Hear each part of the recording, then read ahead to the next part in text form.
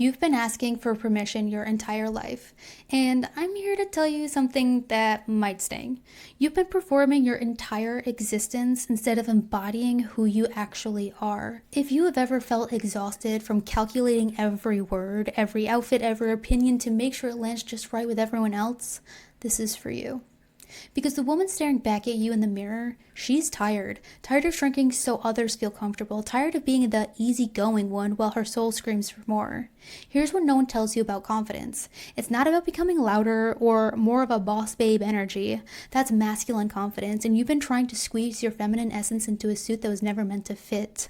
Real confidence, the kind that makes people lean in instead of backing away, is about magnetic self-assurance. And today I'm sharing the psychology behind becoming irresistibly self-assured through what I call the inner goddess protocol.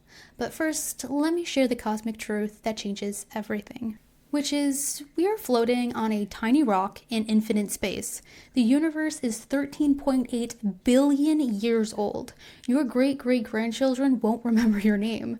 The thing you're worried about saying, the boundary you're scared to set, the dream you've been afraid to chase, none of that matters in the grand scheme of the existence.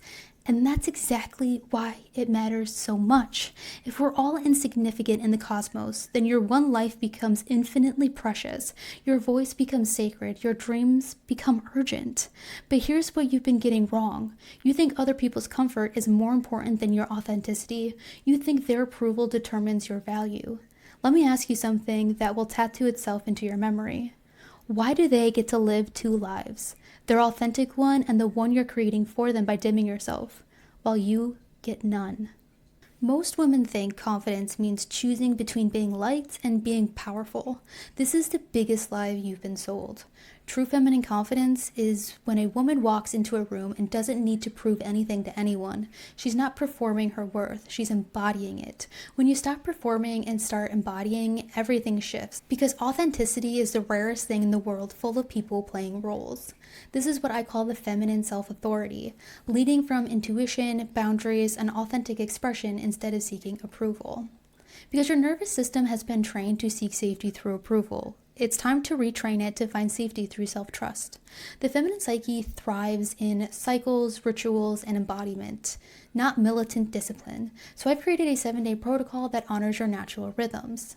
Here is a quick overview of the 7 days and all of their topics. I do have a guide and a video on each of these to be able to go into in depth. So that way, if you already have one locked down, you can just go ahead and jump around for all of the other ones. But day 1 is to look at yourself in your eyes for 60 seconds and speak one thing you're grateful for about yourself out loud. It is so important to say it out loud because your brain processes your voice differently than if you just think it.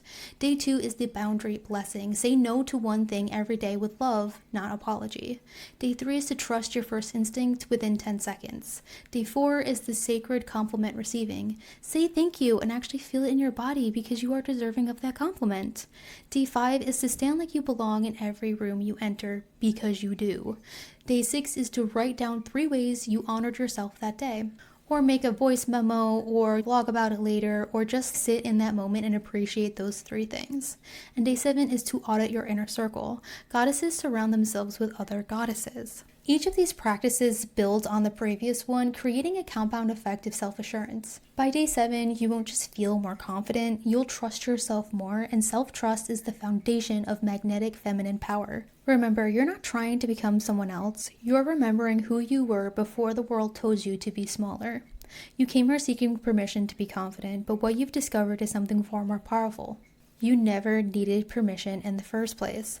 The version of you that you're becoming, she's been waiting, she's been patient, but she's done asking for permission. If this resonated with your soul, subscribe for weekly wisdom on embodying your highest self and leading with authentic feminine power. And comment below what's one thing you're done asking permission for. I'll be reading every single one.